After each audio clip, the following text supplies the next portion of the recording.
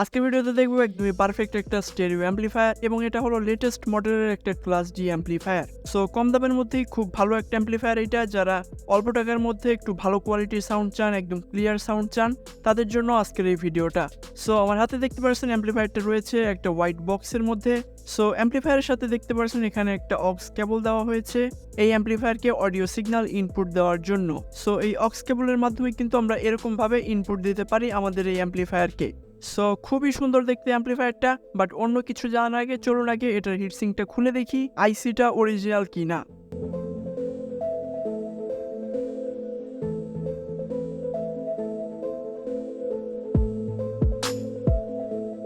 Well, এখানে কিন্তু দেখতে পাচ্ছেন একদমই অরিজিনাল একটা TPA 3116 আইসি ব্যবহার করা হয়েছে।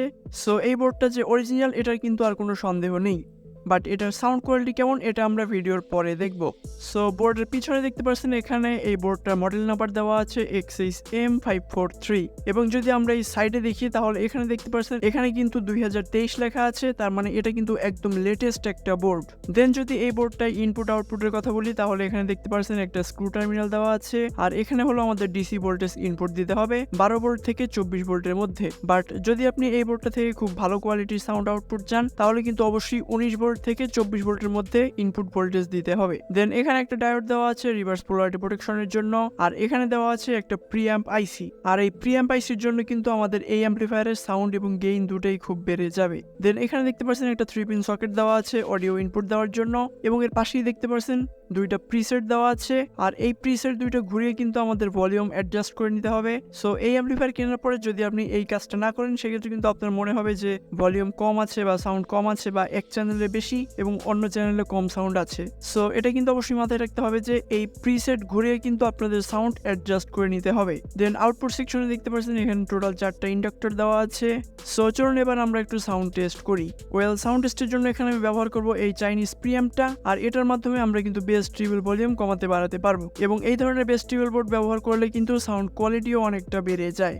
সো সাউন্ড টেস্ট করার জন্য এখানে দেখতে পাচ্ছেন আমি দুইটা উফার নিয়েছি, একটা হলো LG X Boom এবং আরেকটা হলো বসম্যান 8 ইঞ্চি। আর এখানে আছে আমাদের প্রিঅ্যাম্প এবং এই প্রিঅ্যাম্প থেকে অডিও ইনপুট দিয়েছি আমি এই অ্যাম্পলিফায়ারে এবং অ্যাম্পলিফায়ারের ভোল্টেজ আমি রেখেছি 22 ভোল্ট। সো চলুন এবার আমরা একটু মিউজিক প্লে করে দেখি কেমন সাউন্ড হয়।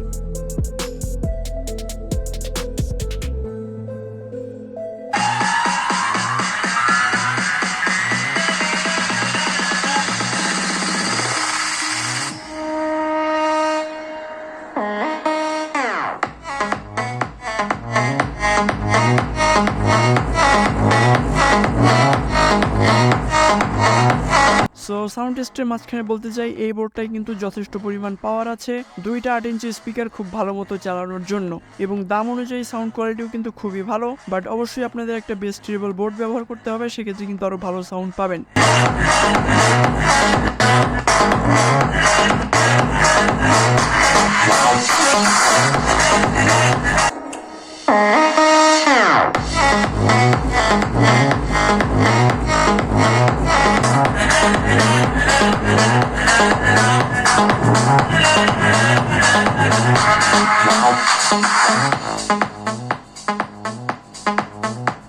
আর এই অ্যাম্পলিফায়ার বোর্ডটা চালানোর জন্য আপনারা যে পাওয়ার সাপ্লাই ব্যবহার করবেন সেই পাওয়ার সাপ্লাই কিন্তু অবশ্যই খুব ভালো কোয়ালিটির হতে হবে, মানে অ্যাম্পিয়ার খুব ভালো থাকতে হবে। যদি ভোল্টেজ ড্রপ করে বা এমন কোনো পাওয়ার সাপ্লাই ব্যবহার করেন যেগুলোর অ্যাম্পিয়ার কিছুটা কম আছে সেক্ষেত্রে কিন্তু দেখা যাবে সাউন্ড কেটে কেটে যাবে।